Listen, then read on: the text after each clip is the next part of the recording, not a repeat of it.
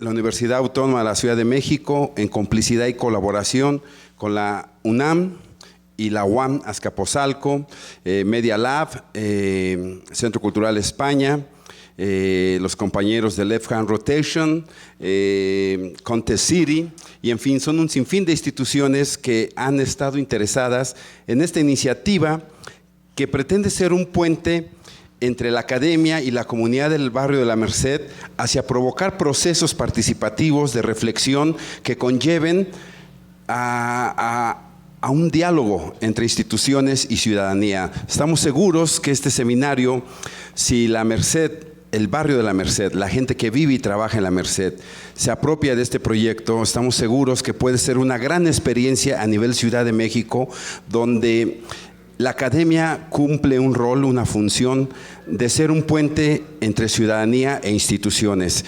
No lo dudamos de que esto puede llegar a un término importante, trascendente para la Ciudad de México. Y a mí me gustaría decir que esta iniciativa surge desde el ámbito de la gestión cultural. Para nosotros, como Centro Cultural Casa Talavera, el incitar, incidir y poner dinámicas donde la gestión cultural se visualice más allá solo de acciones recreativas o formativas artísticas, sino que también se vuelven sustanciales en ser complementarias junto con otras disciplinas como el urbanismo, la arquitectura, sociales, en fin. Yo quisiera invitar a Christoph, al maestro Christoph Gobel, al doctor Kulsilenko, que si pudieran estar aquí con nosotros, para decir unas palabras y dar como un protocolo de inauguración de este seminario. Le quisiera pasarle el micrófono al maestro Kulsilenko, coordinador de difusión cultural y extensión universitaria de la UASM. Gracias, doctor. Muchas gracias, Joaquín.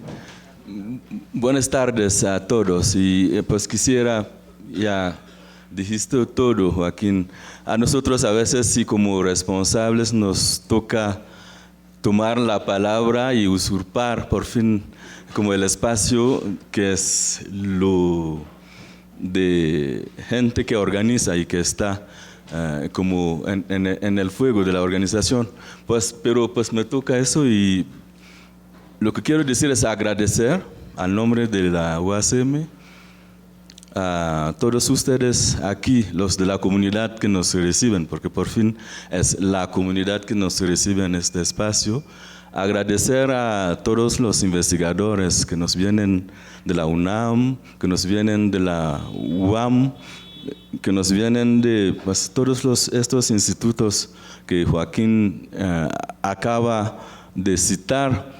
Agradecer también los esfuerzos de todos los compañeros y las compañeras que están aquí en este espacio maravilloso, dando de su tiempo, dando de su pasión, dando de su compromiso para que sí se constituye y que siga constituyéndose una comunidad en estos tiempos que conocemos. Son tiempos muy difíciles, con las políticas de gentrificaciones. Sí, se habla siempre de mejorar la calidad de la vida de la gente en los espacios públicos, en los espacios de ciudades, pero ¿hasta dónde se van estos movimientos si no estamos a veces tocando a los tejidos físicos, a los tejidos sociales de las comunidades? Son, creo, unas preguntas, son inquietudes también, puede ser que serán parte de estos días de reflexión. Creo que vamos a tener más de 3 meses de reflexión en este maravilloso seminario. Les agradezco a todos por la atención y por el hecho de que sí, a nosotros siempre cuando llegamos así a constituir un espacio en el cual pensamos o tenemos el sueño de intentar un tipo de reterritorialización para volver a hablarnos, a intercambiar, algo que sí de vez en cuando se pierde ahora con las pequeñas pantallas de nuestros celulares, en los cuales pensamos que estamos socializando. Creo que es maravilloso ver a ustedes todos aquí y pues les deseo un un excelente seminario y un buen inicio hoy. Muchas gracias. Gracias, doctor. Buenas tardes. Yo solamente quisiera saludarles y darles la bienvenida a este seminario por parte de la UAM Azcapotzalco. Para mí es un cierto experimento que me da mucha alegría que realmente diversas instituciones importantes de la Ciudad de México se juntan para organizar en conjunto este seminario, esperando que sería fructífero tanto para los académicos, para la academia en general, pero también para la colonia. De tal manera, realmente es también un experimento en el sentido de que realmente esperamos que la academia realmente logra crear puentes al barrio mismo, a los vecinos. Me da mucho gusto ver también muchos vecinos aquí, esperando que haya un diálogo realmente entre tanto las instancias, las instituciones, la academia y también el barrio mismo. Esto realmente me da mucho gusto. Esperamos que hay discusiones interesantes, esperamos que encontramos temáticas que podrían ser interesantes para todos, empezando hoy con el patrimonio cultural, los mercados, el espacio público, la plaza pública y su función como lugar de aprendizaje, su función en la formación ciudadana, pensando también en el arte como impulsador de una transformación social y terminando con la gentrificación, la cual para algunos quizás podría ser deseada y para otros quizás es una preocupación. De tal manera, damos la bienvenida por parte también de la UAM Azcapotzalco y me da realmente muchísimo gusto. Espero que hay realmente diálogos muy interesantes. Gracias. Buenas tardes a todos y a todas. Gracias por venir. Muy brevemente les agradezco a Nadia García, coordinadora del Centro Cultural Casa Talavera, por las enormes facilidades que nos da para funcionar aquí. A Joaquín Álvarez, por supuesto que también. Él ha sido propiamente el inventor de este seminario, el que nos convocó a sumar esfuerzos, nuestros conocimientos, las aportaciones de nuestras investigaciones, de traerlas a este seminario permanente. Además, en esta primera mesa tengo un gran gusto, Alejandro, si te pasas por allá, tengo un gran gusto porque me siento en familia, estoy entre amigos. Para esta primera mesa de patrimonio urbano de la Merced, he convocado a dos especialistas en el tema con una gran trayectoria de trabajo investigativo de la Merced. Alejandro Suárez Parellón, que llega con 4 décadas de trabajo investigativo sobre muchos territorios de la Ciudad de México y particularmente sobre la Merced. Mi colega también, Salvador Urrieta, de la ESIA Tecamachalco, coautor de un libro que publicó esta casa editorial junto con el IPN, La Merced, que aborda el patrimonio urbano de esta parte del barrio. También nos acompañaría, pero parece que tuvo un contratiempo, Jesús Petlacalco, habitante y vecino de este barrio, cronista de este barrio. Esperemos que pueda llegar como a las 7 de la noche, por ahí, más o menos esto me dijo Joaquín. Bien, la dinámica de esta sesión es que cada uno de nuestros invitados presente algunos hallazgos de sus investigaciones, de su trabajo investigativo.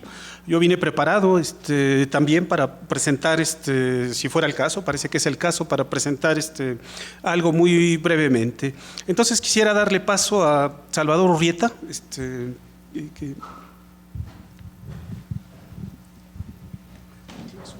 Gracias por la invitación. Y bueno, la Merced es, como siento yo, mi casa. Tiene ya muchos años que trabajo en este territorio, desde 1982 fines, en la época cuando las bodegas se vaciaron y se mudaron a Iztapalapa. Y con el tiempo seguimos estudiando este barrio que arraiga, que atrae, y finalmente a fines de los 90 se nos encomendó una misión de hacer un estudio diagnóstico para trabajar la regeneración integral del centro histórico, pero en particular de la Merced, que se constituía como un área prioritaria.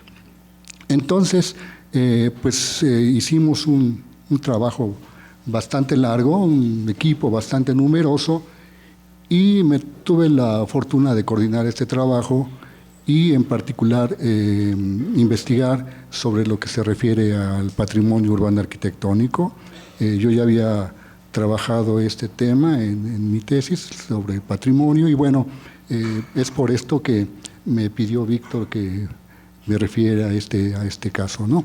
Si ponen la imagen, voy antes de referirme ya en términos muy particulares a los edificios del centro histórico de la Merced, me gustaría situarnos en un contexto general y si le puedes picar donde dice índice general, ¿no? De lado, bueno, sí. El otro índice, por favor, el otro índice.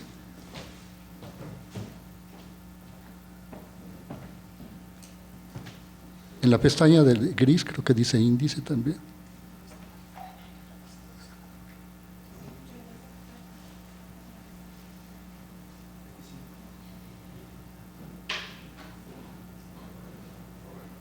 En la pestaña de la izquierda, ahí, hay una gris y una verde. Ahí está.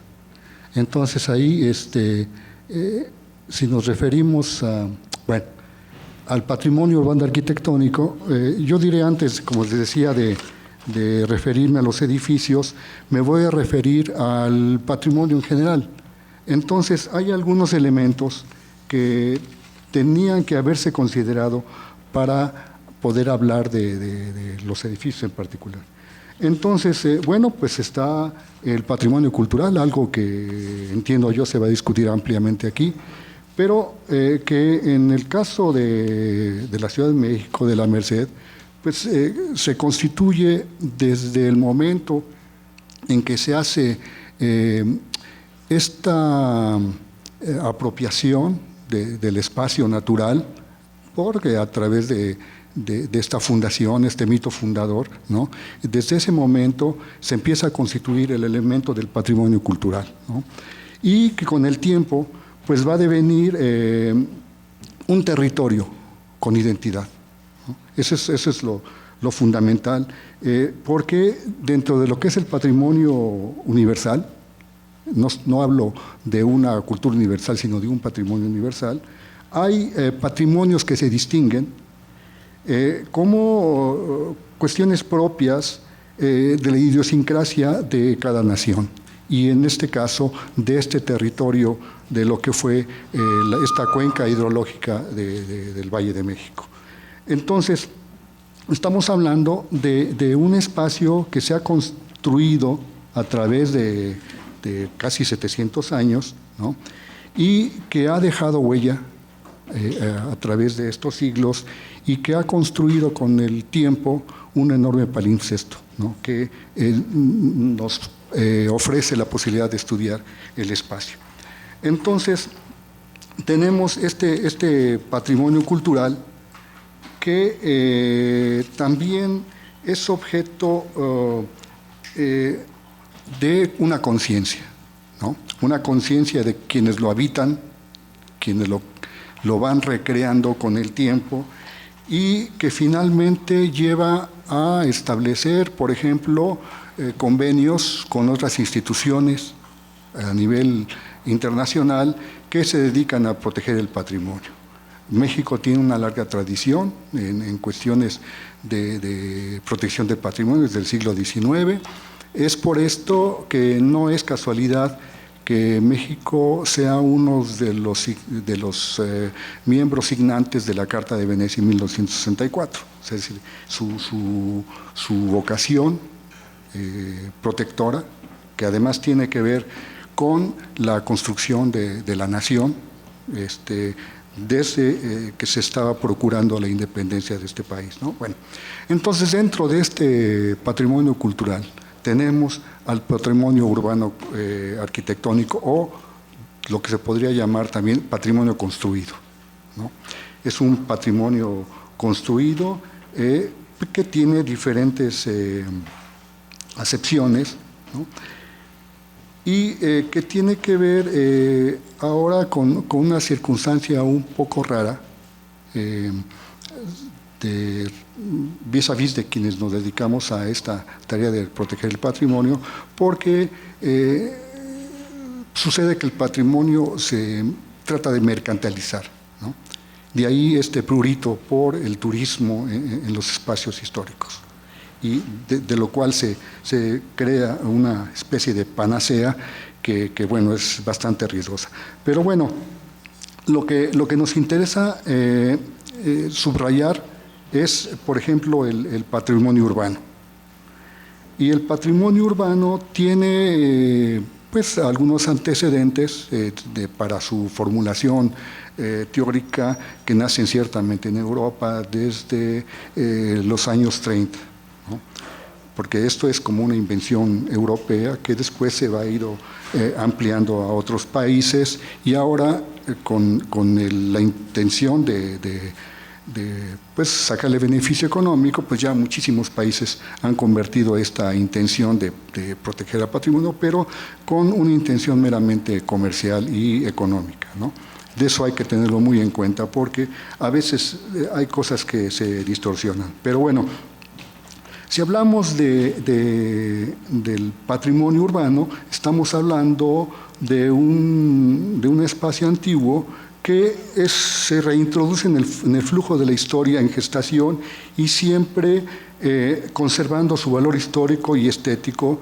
Es así que este patrimonio patrimonial es parte del nuevo proceso de urbanización. Es decir, no podemos, quienes pretendemos conservar el patrimonio, negar la marcha de la sociedad y la marcha de los espacios que viven esta sociedad que va cambiando por generaciones, ¿no? Pero es el patrimonio, desde mi punto de vista, algo fundamental si lo entendemos como un bien público heredado. Es decir, no le pertenece, aun cuando los edificios tengan una propiedad privada, el conjunto es propiedad de la sociedad, de la nación o de la ciudadanía, ¿no? Eso me parece fundamental decirlo. Y esto porque finalmente quienes van aportando esta carga cultural, pues son las generaciones, y que van dando pues finalmente con el tiempo una herencia cultural. Y esto es fundamental en este trabajo. Ahora,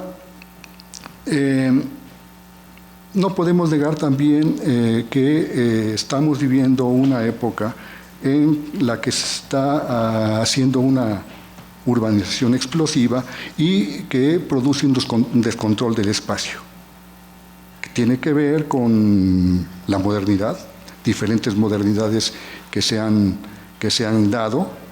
La última, yo aludiría a Bauman cuando habla de la modernidad líquida, esa que no entendemos, que se nos va de las manos.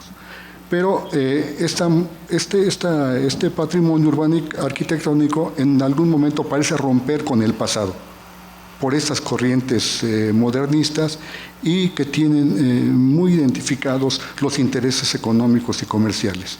Y aquí hay un peligro en cuanto es la articulación de la producción urbana arquitectónica entre pasado y futuro. Bueno, entonces, ¿qué es lo que tenemos que proteger? Tenemos que proteger el tejido urbano, ¿no?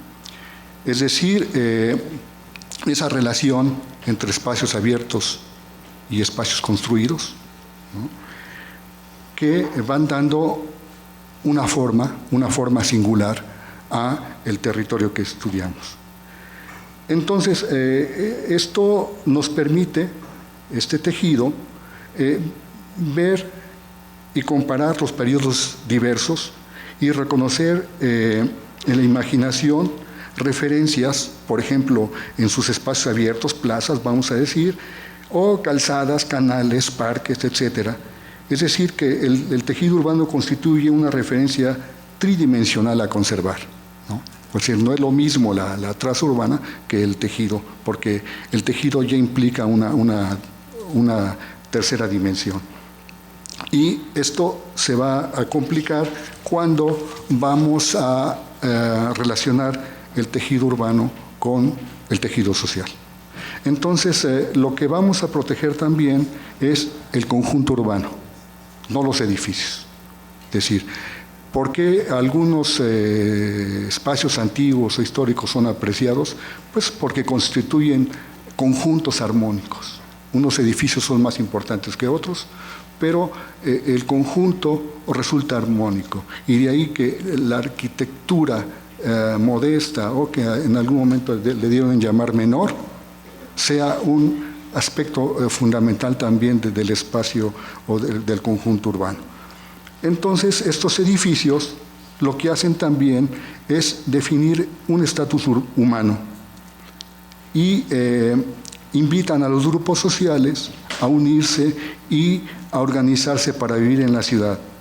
Y esto hace la idea de un conjunto no de edificios aislados según las actividades para las que se han organizado. Es decir, la sociedad se organiza y las actividades, las funciones que se van creando le van dando un sentido a los espacios, a los conjuntos, ¿no? Otro aspecto que también conviene señalar son las tallas, los tamaños de los conjuntos patrimoniales. Tenemos la fortuna de tener, bueno, es una fortuna, pero también es un problema contar con un centro histórico bastante grande, ¿no? Pero además con edificios muy importantes, ¿no? Entonces, esta talla ofrece un reto adicional para la intervención de estos espacios antiguos. Pero otra cosa que también habría que pensar en proteger dentro de esta herencia cultural es lo que puede devenir un patrimonio urbano dinámico. Es decir, no nos estamos refiriendo a los espacios construidos vacíos, sino al sentido que su sociedad le da, ¿no? Entonces, estamos hablando, por ejemplo, de lo que se ha dado a llamar, en términos de protección, la conservación integral, que es la búsqueda del patrimonio urbano como un espacio útil para la sociedad, sea moderna o ultramoderna, ¿no? Porque estos espacios tienden a trascender el tiempo. Entonces, por eso es que se descalifican, o algunos descalificamos las ciudades museo. Es decir, los espacios antiguos también están hechos para vivir, no simplemente para admirarlos, por ejemplo, turísticamente, ¿no? Y bueno, esto va en el ámbito integral a demandar la participación de muchísimos especialistas. Los arquitectos o los urbanistas no somos los detentores de la verdad de los centros, ¿no? Necesitamos de la colaboración de otras disciplinas, sociólogos, antropólogos, historiadores, que nos ayuden a entender realmente el valor de estos espacios antiguos.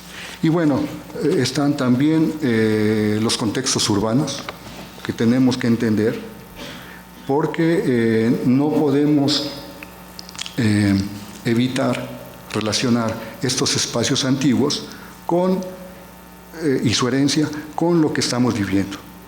Entonces, por ejemplo, el contexto urbano es en donde se desarrolla la operación de rescate, las particularidades de una ciudad histórica que varían de una u otra, por mucho que algunas de ellas se puedan parecer. Existen aspectos políticos, legales, económicos, financieros, sociales, culturales, tecnológicos, físicos y ambientales que van confiriendo una circunstancia particular al sitio, es decir, contextualiza de manera muy diversa.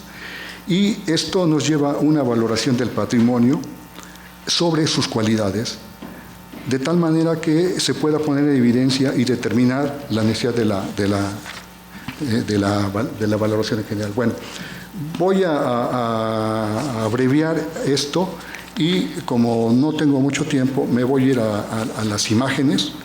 Me voy a disculpar con ustedes para pasar las imágenes de aquel lado, de lo que es, en términos generales,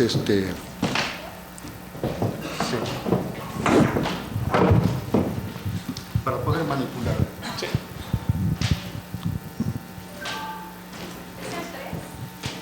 Va a pasar acá. Gracias.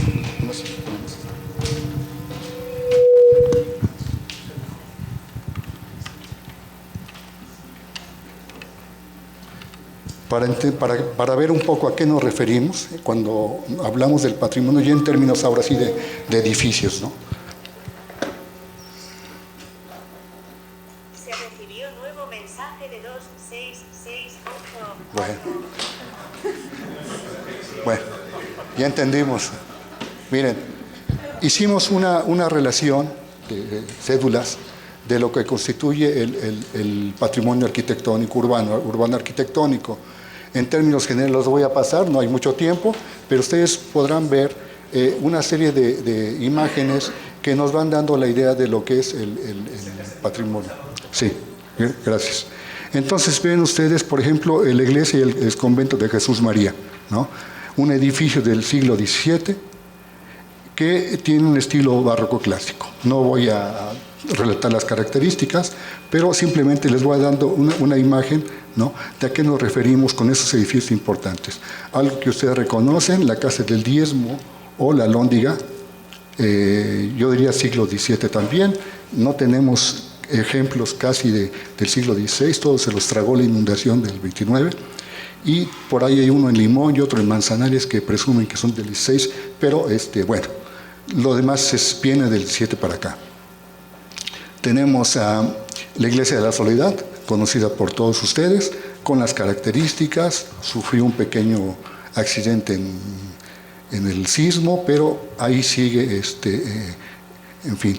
Un área, yo diría más que el edificio de las Atarazanas, que constituye el primer edificio que construyó Cortés para emprender después la conquista. Esto en el área de San Lázaro.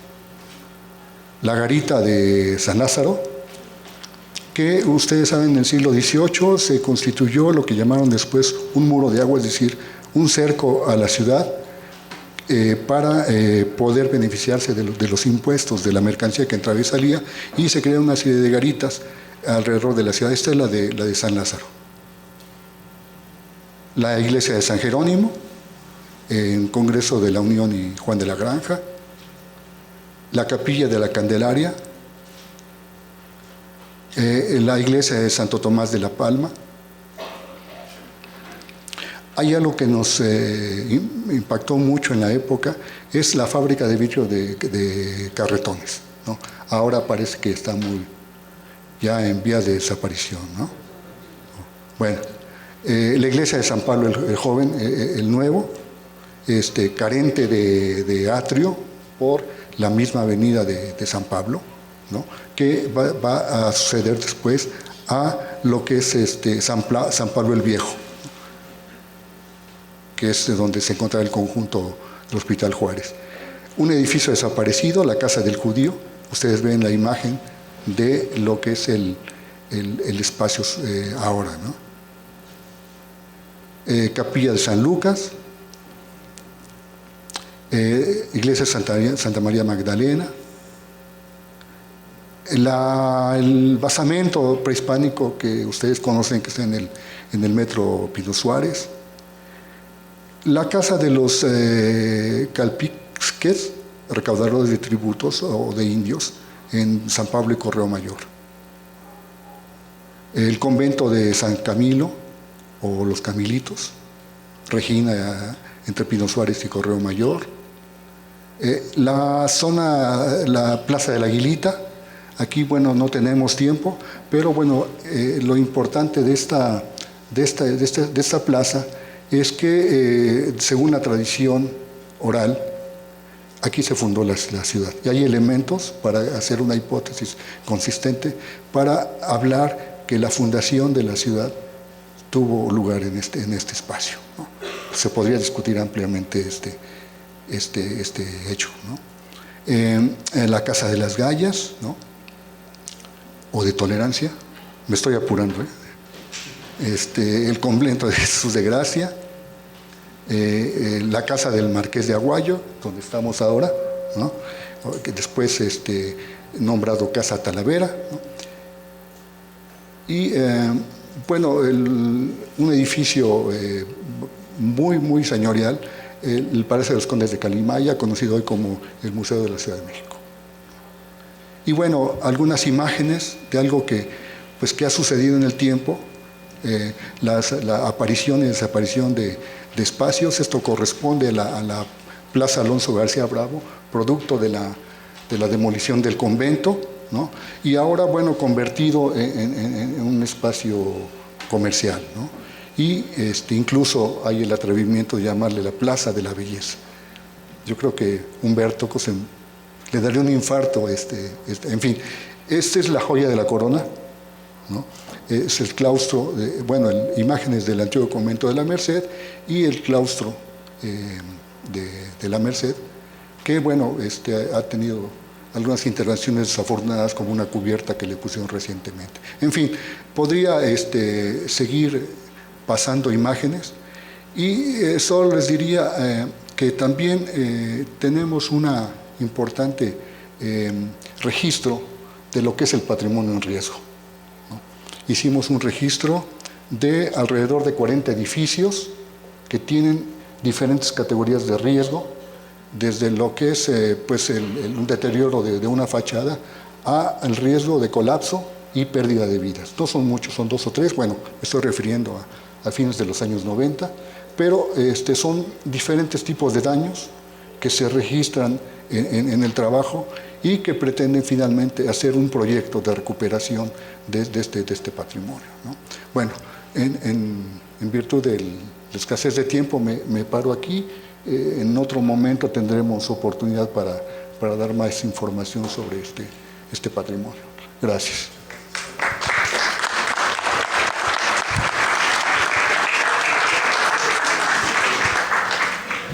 Muchas gracias, Salvador. Además, les hago un anuncio. La UACM coeditó junto con el IPN, se publicó este trabajo que hizo Salvador Urrieta con Ricardo Tena. Estoy buscando voy a poner la presentación.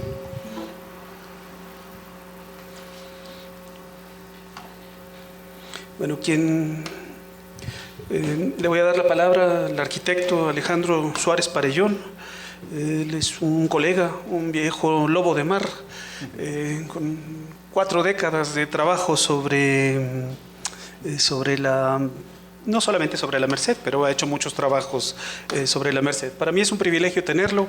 Él es el coordinador del posgrado en Arquitectura y Urbanismo en el área de Análisis, Teoría e Historia de la UNAM. ¿Cuál es, Alejandro? ¿Está directamente?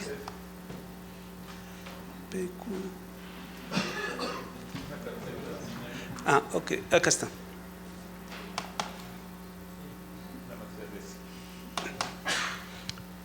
Gracias. No, ahí yo nada más ponlo en...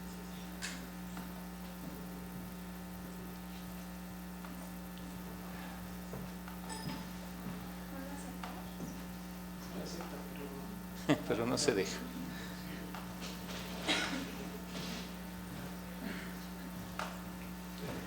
¿Cuál es tu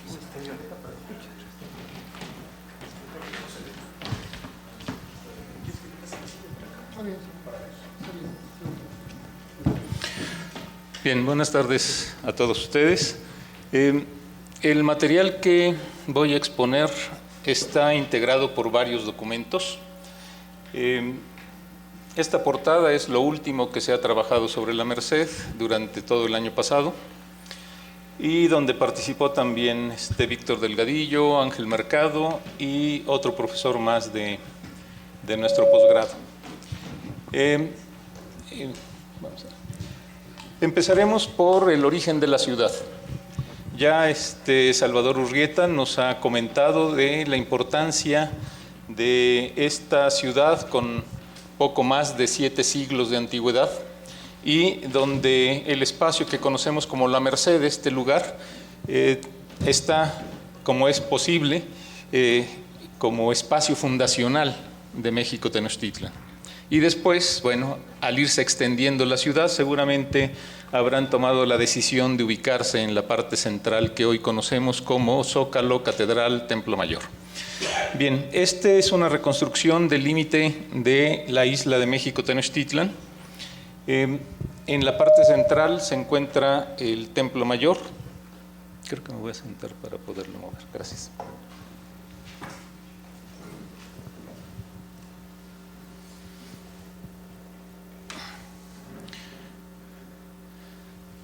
Este es el espacio donde se encuentra el Templo Mayor. Este es el eje norte-sur de la ciudad prehispánica, que hoy es Calzada de Tlalpan, San Antonio Abad, Pino Suárez.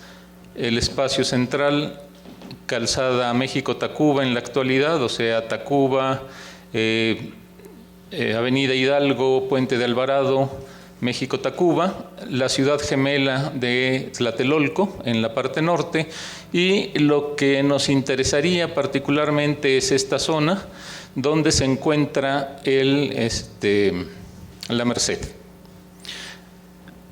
Observen, por favor, además de la cuadrícula que se forma de la ciudad prehispánica y después española, estas diagonales que son fundamentales de ubicar en el trazo de la ciudad. Estas son las vías de agua, acequias que cruzaban la ciudad y que hoy podemos encontrar todavía, si no en todas las calles, sí cruzando muchas de las manzanas.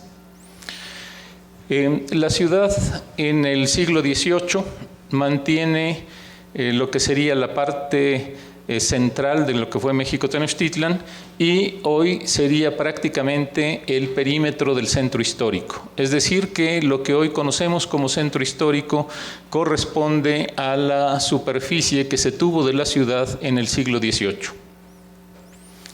Y no cambió mucho 50 años más tarde, ya que el plano anterior es de 1794, para 1845 sigue siendo la misma ciudad, no hubo prácticamente diferencias. Este es el espacio que hoy conocemos como La Merced, y aquí podrán ver el trazo de las antiguas acequias o canales que cruzaban la ciudad y que tenían como la vía principal de acceso el Canal de la Viga y los ramales que venían de ese canal, uno de ellos pasando aquí enfrente y otro acá en la calle de atrás de Roldán, que finalmente iban a dar a un punto en donde quebraban hacia el oriente, y esto es donde se localiza la llamada Casa del Diezmo, o ahora Plaza de la Alhóndiga. Bueno, ¿a qué voy con todo esto? Es importante que vean que el trazo de la ciudad está presente en la actualidad. Han pasado muchos siglos, pero lo seguimos encontrando, por supuesto, con algunas modificaciones que iremos viendo. En 1869 la ciudad empieza a extenderse hacia distintas partes, norte, oriente, poco, porque estaba todavía el lago de Texcoco, pero sur y poniente, la ciudad empieza a crecer a través de colonias. Pero el espacio que conocemos como de la Merced sigue consolidado con la entrada del Canal de la Viga, que todavía en esta época, siglo XIX, llegaba prácticamente 2 cuadras más allá. Esta era una de las principales vías de navegación que permitía conectar desde Chalco, Mixquic, Tulyehualco, Tláhuac, Xochimilco, y después seguir la ruta que hoy conocemos como el Eje 1 Oriente, que no es otra cosa que el Canal de la Viga. ¿Y qué importancia tiene eso? Pues desde la época prehispánica esa es la vía de acceso de muchísimos productos que entraban a la ciudad. Entonces, el que la Merced sea un espacio identificado con el abasto no solo de alimentos, sino de muchos otros productos, es resultado precisamente de que esta era la terminal. Es decir, el sitio al que llegaban muchas embarcaciones que no solo traían los productos de la parte sur de los lagos, sino que Chalco es la entrada de la región sur de Puebla y sobre todo de Oaxaca. Entonces muchos productos que vienen del sur del país entraban por este canal y llegaban a este punto. Esa es la razón, desde la época colonial, muchos siglos atrás, de que este sea el sitio en donde se desembarcaban estos productos y se almacenaban. Y quien ha conocido este barrio de tiempo atrás, y tal vez, digamos, unos 30 años atrás, si tienen la edad suficiente, encontrarán que este era un almacén de productos alimenticios, papas y otros productos que en este mismo salón estaban almacenados. Herencia de la entrada de los productos de distintas regiones del país que desembarcaban en estos almacenes.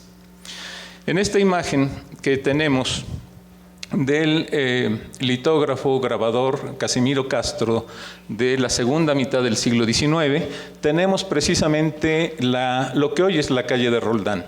Es el canal principal que va rumbo a lo que hoy conocemos como Plaza de la Alhóndiga, y como pueden ver, aquí tenemos un comercio importante llamado El Pirata, pero observen la concentración de comerciantes. Así que, ¿de qué nos extrañamos de los comerciantes en vía pública si eso es la forma natural de comercio? Pero vean esta foto que rescaté por ahí. En la segunda mitad del siglo XIX, hacia 1880, es la acequia que cruzaba, y lo que tenemos en esta zona es la Casa del Diezmo. Y este canal nos lleva finalmente a desembocar en el lago de Texcoco en San Lázaro. Hoy sería eje 2 Oriente y esquina más o menos Alarcón. Y como pueden ver, pues eran canales que pasaban por la parte de atrás de las construcciones. En su tiempo, pues tendrían, como en Venecia, sitios para desembarcar o embarcar productos. Y aquí los restos a fines del siglo XIX de uno de los canales que salían del canal de la Viga rumbo hacia el oriente. Esta foto es una de las más antiguas y es la calle hoy de Uruguay. Al fondo podemos ver lo que fue la iglesia del convento de la Merced, y a lo lejos allá podemos ver la iglesia de la Soledad. Y así podríamos ir recorriendo muchísimos planos para ir viendo cómo va evolucionando, y para 1886 la zona de la Merced cada vez va creciendo más gracias a este canal. Pero hay otro elemento importantísimo y que hace de la Merced un sitio de abasto para la Ciudad de México, y es la aparición del ferrocarril, la introducción del ferrocarril con la estación de San Lázaro, que conecta con, por una parte, Cuautla, por otra parte con el estado de Hidalgo, y de ahí la posibilidad de ir hacia Veracruz. Esto era el ferrocarril interoceánico, y su estación, que ya no existe, estaba atrás de la iglesia de la Soledad. De otra imagen antigua, esta sí ya estamos a finales del siglo XIX, podemos ver el sector de la Merced tomado desde un globo, y aquí está la zona del ferrocarril de San Lázaro y su entrada aquí. Esto hoy es Congreso de la Unión, y por ahí también estaba una desviación del ferrocarril de Cintura. En este plano de 1906 podemos ver, esto es hoy Congreso de la Unión. Por aquí estarán en este momento, ya hace un rato, entregando el informe de Peña Nieto, aquí donde estaban estas vías de tren. Y podemos ver una trama de este tejido urbano donde todavía se perfilan, si pueden ver esta línea, las antiguas acequias de las cuales les he presentado una fotografía. Bueno, este es el protagonista del sistema de transporte que va a llegar a San Lázaro. Esta fue la estación de San Lázaro, que fue demolida en la reconstrucción de 1985 para ubicar aquí una de las unidades habitacionales del programa de reconstrucción fase 2. Esto es una de las fachadas del Mercado de la Merced. Donde hoy está la llamada Plaza de la Belleza, pues lo que tenemos es este edificio del siglo XIX, y pueden ver las características del uso de la vía pública y con trabajo el paso del tranvía eléctrico. Y esta imagen no es muy distinta de la de hoy, el convento de la Merced, y en esta esquina famosísima por venta de café y otros productos, incluyendo frutas secas y demás, es la calle de Uruguay. Perdón. Esto es una imagen de la guía Roggi de 1943. Aquí la zona del ferrocarril de San Lázaro, la estación de San Lázaro, hoy Congreso de la Unión aquí, Deportivo Venustiano Carranza, que existe en la actualidad, y un barrio de la Merced y otros barrios complementarios paralelos, con un canal de la Viga que ya estaba entubado. Ya no hay nada que hacer en esta parte, se quedó en Jamaica, el canal de la Viga, y siguió funcionando con la entrada de productos. Y noten una estructura de la ciudad bastante cerrada. Bueno, como producto de un programa, un plan de desarrollo vial para la ciudad que empezó en la década del 20, continuó y se confirmó en 1934, y para finales de la década de 1940 se decide crear un anillo de circunvalación que rodeara el espacio del hoy centro histórico, y ese es el origen del nombre de la calle, de la avenida Anillo de Circunvalación, y actualmente Eje 1 Oriente. Y este es la apertura. Vean lo cerrado que era esta zona. Y después todo lo que se amplía para abrir esta avenida. Esto quiere decir que se partieron sin número de manzanas. ¿Y qué había en esas manzanas? Pues había muchísima vivienda. ¿De qué tipo? Vecindades, que es la tipología característica de la vivienda multifamiliar y que duró hasta más o menos la década de 1960. Y la solución habitacional de vecindad había de todos tipos, algunas con todos los servicios en las viviendas y otras, por supuesto, las más antiguas y económicas, pues con servicios colectivos y demás. Bueno, aquí pueden ver Ampudia. Es donde está el mercado Ampudia en la actualidad. Es la modernidad que llega a la zona de la Merced. Bueno, esto es un comparativo de lo que hay entre una fotografía aérea de 1938 y la actualidad. Aquí, Congreso de la Unión. Inicio del canal del desagüe. Esta es la calle del Arcón. Esto es San Antonio Tomatlán, la plaza y la iglesia de San Antonio Tomatlán. Esta avenida es ferrocarril de cintura, llamada así porque es la que permitía unir todas las estaciones de ferrocarril de la Ciudad de México. Estamos hablando de 5 o 6 estaciones de ferrocarril perimetrales al centro histórico. Estación de San Lázaro. La Soledad, sin plaza. Esta esquina es Zapata, no recuerdo ahorita el nombre de esta calle. Esta es la maderería La Selva, en la actualidad. Aquí está la calle de la Soledad. Este es el mercado de Mixcalco. Y aquí es donde se va a abrir anillo de circunvalación partiendo todas estas manzanas. Esta es la calle, continuación de de Venustiano Carranza. Esto es Calzada de Balbuena. Y esto es en la actualidad, el mismo espacio. Congreso de la Unión, aquí estuvo el ferrocarril de San Lázaro, o interoceánico como se llamaba. Esta era la estación del ferrocarril de San Lázaro, hoy unidad habitacional. Maderería La Selva, perdón, esta es la unidad habitacional y esta era la empacadora Clemente Jacks, que aquí esto es la empacadora de conservas Clemente Jacks. Este es San Lázaro, el canal del desagüe, y hoy el mercado de Miscalco y anillo de circunvalación. Y una secuencia de fotografías tomadas de el libro que publicó Héctor Castillo Bertier,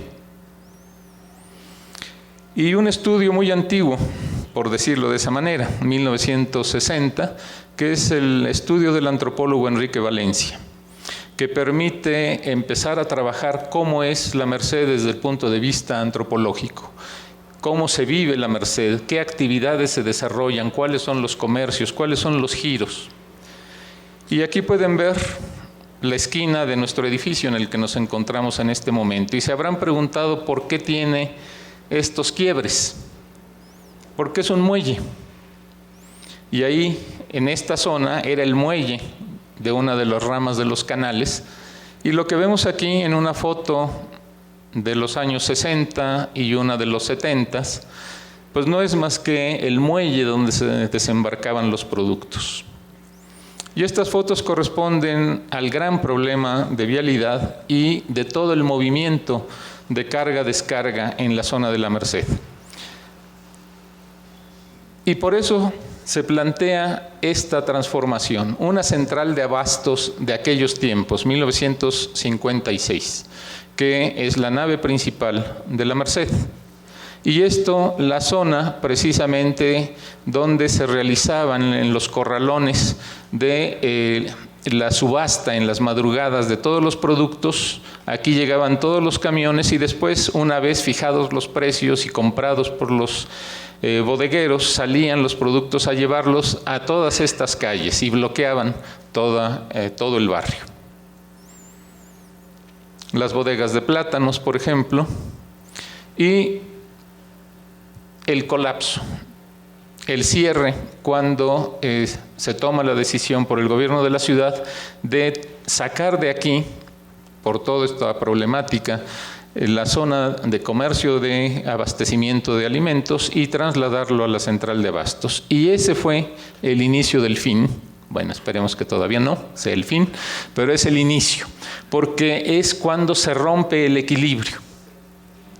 Porque aunque vean ustedes que las calles estaban bloqueadas, en las plantas bajas era comercio y arriba vivienda, o en los patios interiores era vivienda.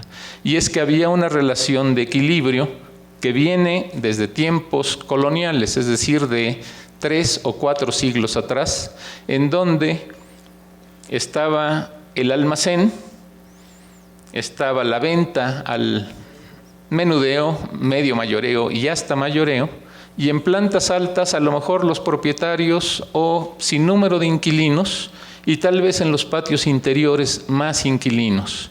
Y la relación era, como se dice en biología, simbiótica, es decir, que no podían vivir los unos sin los otros, porque había trabajo, había equipamiento de primera, porque estamos a unas cuantas calles del centro de la ciudad, de una ciudad capital muy dinámica, con una economía muy importante. Y entonces, cuando se cierran las bodegas y se mandan a la central de abastos, pues se fue el trabajo. Y con el trabajo se fueron muchos de los servicios, y con los servicios se tuvo que ir la gente. Entonces, el deterioro solo se puede combatir si se reintegra de alguna manera el equilibrio. Pero el problema es el modelo de desarrollo económico, o cómo se entiende por el aparato de gobierno. Y mientras el aparato de gobierno no entienda que esto funciona así, y que no nada más funciona aquí, sino que funciona en muchas partes del mundo, entonces la ocurrencia de los políticos neoliberales o de funcionarios que les hacen caso va a ser precisamente pues plantearse modelos que no corresponden a las características de sociedades y ciudades como la nuestra. En 1997, con el cambio de gobierno y la entrada de un gobierno electo, se plantea que hay que aterrizar con la planeación. Y entonces se define que el centro histórico debe de tener planes parciales, programas, es decir, ordenamientos propios locales, no solo el delegacional. Y eso llevó entonces a la creación de 3 programas: Centro Cuauhtémoc, Centro Alameda, Centro Merced. Y bueno, en esto trabajamos Víctor, otros compañeros más, como asesor Salvador, que está por allá, junto con Ricardo Tena. Y este trabajo llevó precisamente a entender la estructura histórica y la razón de ser de este espacio, no solo Merced, sino todo el centro histórico, y llevar a levantar las características habitacionales, comerciales y demás, encontrar que había una zona de gran deterioro y que es ahí donde tenían que dirigirse los programas de desarrollo, y encontrar que tenía que trabajarse un esquema de articulación que existía de muchos siglos atrás y que son varios ejes que van articulando plazas que ese espacio público que permite la relación entre habitantes, visitantes que vienen a la compra, a trabajar, a encontrar una serie de servicios, y hasta turistas. Y este es el esquema del programa parcial Centro Histórico. Y bueno, a partir de eso, debo decirles que, bueno, el primer trabajo de planeación en que yo participé se dio en 1975 sobre la zona de la Merced, con una propuesta de regeneración de la zona de la Merced. Después, con el impacto de la salida de las bodegas hacia la central de abastos. Y bueno, pues durante todo el año pasado con el Programa Universitario de Estudios para la Ciudad, para hacer un diagnóstico de la zona de la Merced. ¿Y qué tenemos en esto ya para cerrar? Bueno, lo que tenemos es que desde el punto de vista de población, dentro de 2 delegaciones, Cuauhtémoc, Venustiano Carranza, el espacio de la Merced ya tiene pocos habitantes. Por supuesto, las viviendas se han ido acabando, pero en cambio, este plano corresponde a la actividad económica. Esta zona tiene el 10% de toda la actividad económica de las 2 delegaciones, en instalaciones, empresas, pequeños comercios y demás. Entonces, si esto es un espacio que concentra al 10% de todas las unidades económicas que hay en estas 2 delegaciones, pues tiene que buscarse entonces el equilibrio con relación a habitantes y viviendas. Se hizo un estudio sobre un espacio mayor, se trabajó sobre lo que se había tenido del decreto de centro histórico, se analizó particularmente en la zona que pretendían llevar a cabo con un plan maestro ampliada, la población, la vivienda, las unidades económicas, grandes concentraciones de unidades económicas que hay aquí, y al mismo tiempo las condiciones de vulnerabilidad social. Y rematamos con una propuesta de cómo habría que recuperar este espacio en una acción de regeneración. A partir de un diagnóstico, la propuesta es: nosotros estamos en este momento aquí. Entonces, la propuesta concretamente es: hay que recuperar la articulación entre la zona del centro histórico, esta que siempre están arreglando de aquí para allá, y ahora llevarla al otro lado del anillo de circunvalación.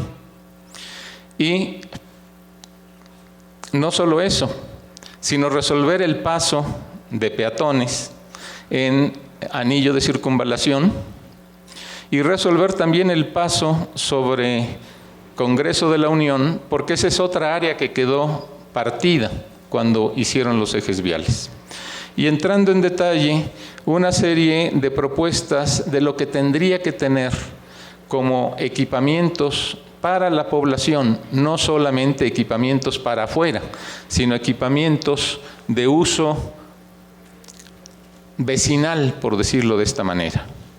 Porque si se sigue yendo la gente, perdiendo la vivienda, pues lo que va a ir surgiendo van a ser soluciones para los de fuera y no para los de adentro. Entonces, si se logra resolver el problema habitacional con una oferta de vivienda acorde al nivel económico de la población, pues será necesario crear equipamientos para que se recupere lo perdido. Escuelas hay más que suficientes porque se han ido cerrando los turnos porque hay menos niños.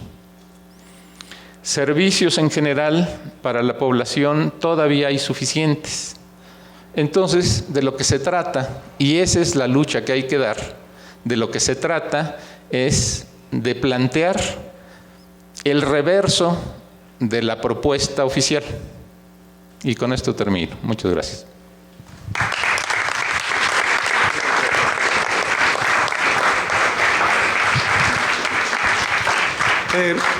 Antes de darles la palabra a ustedes, yo esperaba que viniera Jesús Petlacalco, tal vez llega más tarde.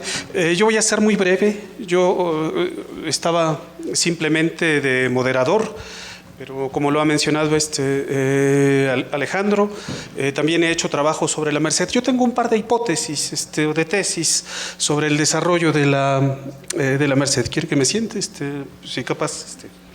Me siento para no taparles.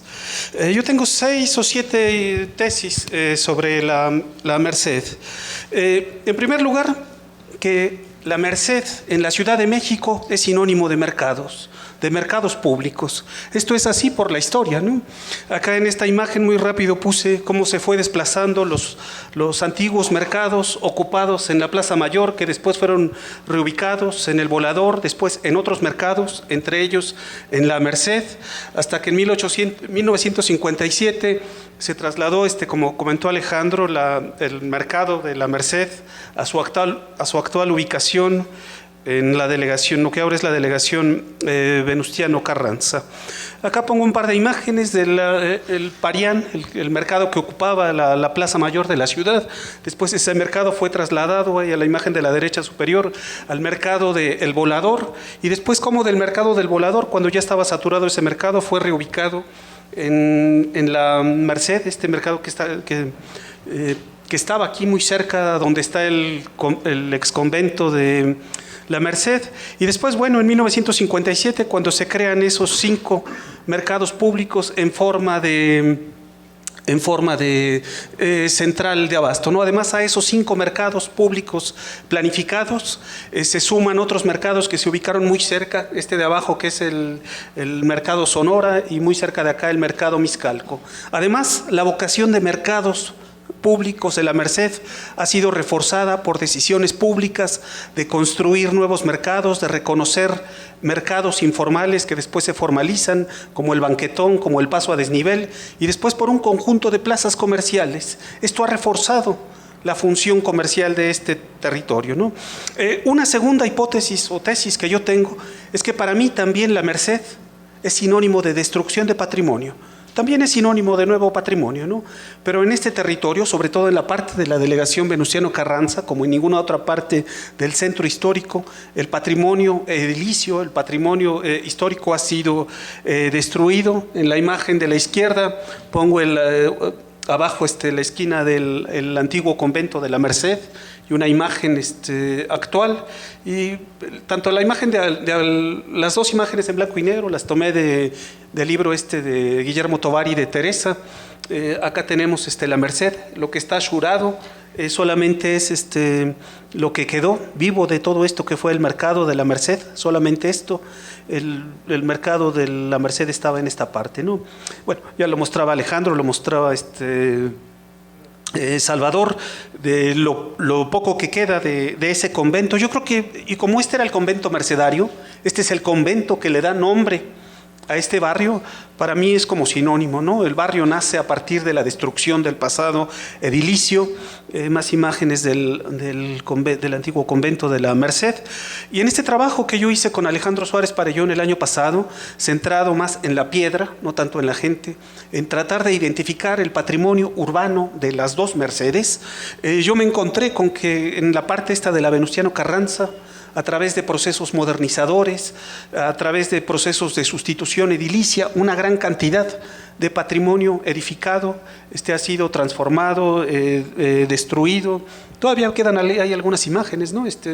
La imagen de la derecha está aquí en la calle esta de Limón, la otra está en calle de Manzanares. La imagen de abajo me la cedió generosamente Alejandro Suárez Parellón, y es un poco lo mismo que él planteaba, ¿no? De cómo este barrio fue sustancialmente transformado por políticas de renovación urbana, por los procesos de reconstrucción de los sismos. No me detengo mucho.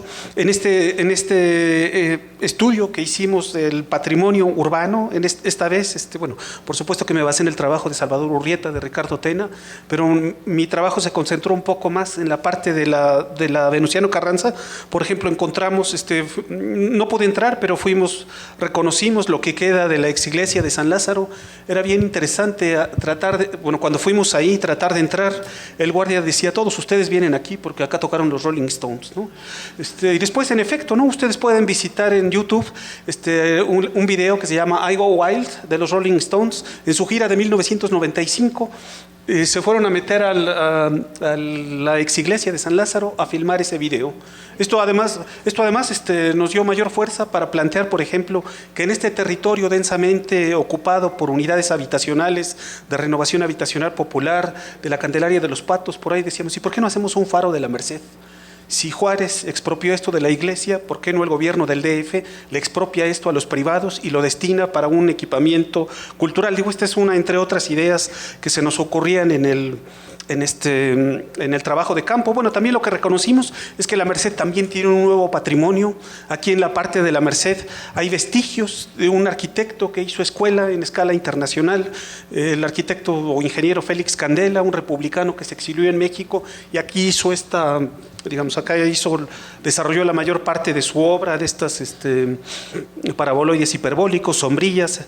Lo hizo aquí, lo hizo en San Lázaro, lo hizo en el Metro La Merced, etcétera. Bueno, esto es parte de lo que se reconoce como patrimonio, pero indudablemente que también yo creo que uno de los principales patrimonios de la Merced son sus mercados públicos, que fueron construidos en 8 meses.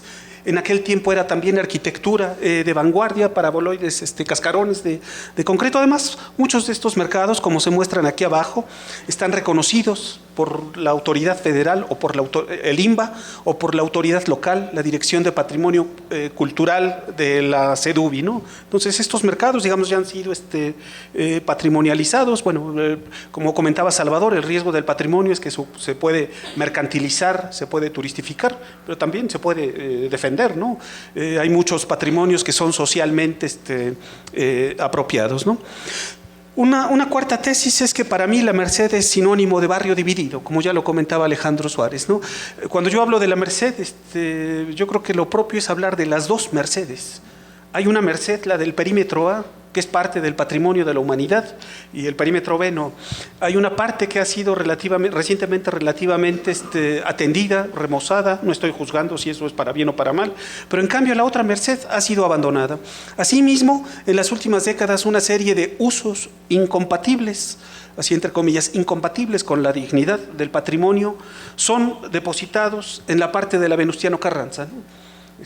Lo que no cabe en el perímetro, o lo que se ve mal en el perímetro B, en el perímetro A se empuja al perímetro A, ¿no? Además tenemos 2 administraciones totalmente diferentes, 2 delegaciones, etcétera, ¿no? Una quinta tesis es que la Merced también en esta ciudad es sinónimo de un barrio estigmatizado. Y buscando en el pasado, esto es un barrio históricamente estigmatizado. La Merced era la periferia urbana. La Merced era un barrio periférico, yo digo que era de periferia urbana colonial a perímetro B, a periferia del centro histórico. Bueno, los límites al oriente de la Merced con las Atarazanas, el exhospital de San Lázaro. mejor me quedo acá. Yo he encontrado en visitantes, en cronistas, en planificadores, en arquitectos, la visión que tienen del oriente de la ciudad. Por ejemplo, el arquitecto Ignacio de Castera hace un plan para uno de los últimos virreyes de la Nueva España, el virrey de Revillagigedo. Ignacio de Castera hace este plan de tratar de ordenar la ciudad.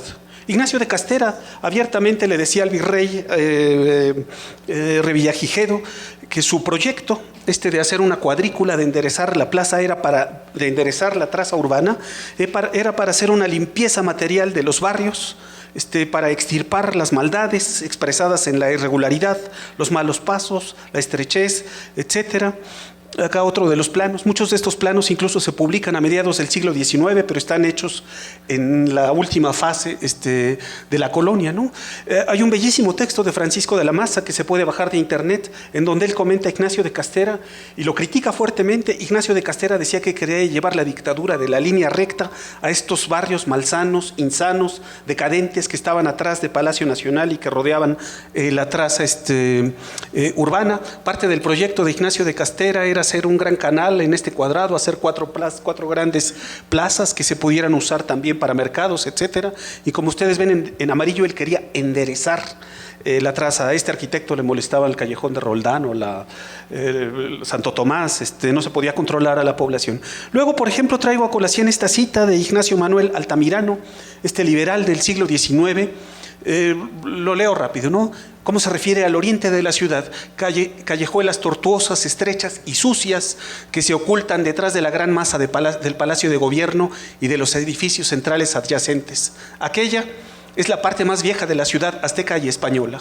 Aunque la población durante los primeros siglos parece haberse aglomerado allí, al grado de traspasar la línea de la traza, después fue decayendo, arruinándose, desmoronándose, haciéndose inhabitable, si no es para la gente pobre. Hoy es un barrio poblado, muy poblado, pero infecto, malsano, acosado por la malaria y por la incuria. El avance de la ciudad hacia el occidente lo condena a su desaparición si un milagro del progreso material no lo salva. Bueno, no llegó el progreso, no lo salvó el progreso. Y después encuentro otra vez este discurso en el Instituto Nacional de la Vivienda, el instituto creado en la década de 1950, que en sus estudios identifican lo que ellos llaman la herradura de tugurios. Estos son planos de densidad de construcción. Acá tenemos la herradura de tugurios. Acá, por ejemplo, ya está como la traza de lo que después van a ser los mercados. Acá estaría la nave mayor, acá la nave menor. Y ustedes pueden ver en la simbología que cada pelotita, la oscura, equivale a 90 habitantes y las pelotitas estas, vacías, es población que iba a ser o que estaba siendo desplazada por obras actuales. Acá también en este plano aparece la avenida de Circunvalación todavía con su camellón. El Instituto Nacional de la Vivienda hizo muchísimos proyectos de renovación urbana que al final no pudieron realizar. Acá otra imagen, ¿no?, de los estudios del Instituto Nacional de la Vivienda. Era un urbanismo de renovación urbana, bulldozer, de destruir la traza urbana para construir todo de nuevo en modernas supermanzanas. Esto, al final de cuentas, lo llegaría a ser el ISSSTE hasta 1974 con la Unidad Candelaria de los Patos. Y después los programas de renovación habitacional popular pues vinieron a terminar esta obra de reconstrucción, de destruir las infectas, así catalogadas, vecindades para ser sustituidas por unidades de renovación habitacional popular, o como estas también de fase 12. Bueno, esto, ¿hacia dónde va la Merced? Eso más bien, no sé, yo no soy futurólogo. Bueno, un par de imágenes de la transformación, por ejemplo. Hace poco, cuando yo hacía mis visitas guiadas, uno le daba para su refresco al poli y te dejaba entrar a ver el claustro. Ahora ya parece búnker de este lado, no sé si lo van a dejar así para siempre. Estas cosas que empiezan a aparecer. Un amigo de la Juárez me dice, pues este es el llamado a los jóvenes que vengan a cortarse el pelo, nuevos visitantes, este tipo de comercios pues no son para los residentes. O aquí a la izquierda, dos imágenes de Google Street. Uno se va un poco atrás y está arriba la Plaza de la Belleza y abajo lo que fue una plaza antes de ser Plaza de la Belleza. Yo con mucho respeto por los mercados, pero a veces cuando salgo del metro Merced o cuando salgo del metro del mercado de las flores e intento, y me voy hacia la nave mayor, a veces siento que estoy frente a un monumento al Estado mexicano. El Estado mexicano, el logro filantrópico, el Estado corporativista, centralista, el que con una mano castiga al comercio informal, pero con otra mano lo tolera y después todavía con la mano lo regulariza. Yo sé que la Merced no es un paraíso, hay problemas. A veces me meto al Google, por ejemplo, la calle de Santa Escuela, prácticamente ahí desapareció el espacio público, desapareció la calle. Hay como 4 hileras de comercio, de distintos grados de comercio informal que han sido regularizados. Por eso me pregunto a dónde va la Merced, no lo voy a responder. Por último, simplemente una última tesis, qué pena que no lo puedo desarrollar acá, porque no lo he terminado de desarrollar. Con otro grupo de investigadores, también colega de nosotros, con René Coulomb, tenemos un grupo de investigación, Hábitat y Centralidad, y nosotros hicimos 3,000 encuestas en 10 barrios. Uno de esos barrios lo tenemos ahí a la derecha, las 2 Mercedes. Y por ejemplo, acá es una encuesta compleja en donde les preguntamos de la percepción de las transformaciones de su barrio, le preguntamos de su percepción sobre las autoridades, sobre las universidades, le preguntamos por la percepción del mercado, del espacio público, y a guisa de ejemplo traigo un par de preguntas referidas al patrimonio urbano, ¿no? Acá, por ejemplo, le preguntamos a 300 habitantes en las 2 Mercedes si sabe usted qué es el patrimonio urbano arquitectónico, y por ejemplo, ¿no? Le llamamos en este estudio la Vieja Merced, el 78% nos dice que sí sabe lo que es patrimonio, y además nos da ejemplos claros. Acá, por ejemplo, solamente destaqué la población de la Merced, dice, sí, patrimonio urbano son barrios históricos, son centros históricos. Y llama la atención cómo en la Vieja Merced, donde la población, los indicadores nos dicen que tiene menores ingresos económicos, menores grados de escolaridad, la población responde en los mismos porcentajes como en la Roma, la Condesa o como en Polanco, ¿no? Un otro ejemplo, de si vivir en un barrio patrimonial beneficia, y miren ustedes, en la Merced el 67% de nuestros 300 encuestados dice claro que beneficia vivir en un barrio histórico, y es un porcentaje ligeramente mayor que en la Roma Condesa. No me voy a detener aquí, esto daría para hacer una charla únicamente sobre nuestra encuesta. Acá es un zoom, ¿no?, a esas encuestas que aplicamos. Tengo presente que la población ve de manera positiva su patrimonio, es una población que siente arraigo por su barrio.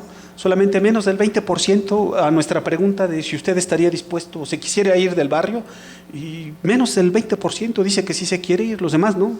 Los demás están orgullosos de vivir en su barrio, reconocen problemas, delincuencia, inseguridad, servicios, etcétera, pero se sienten a gusto en su barrio. Bueno, era lo que quería comentar. Gracias.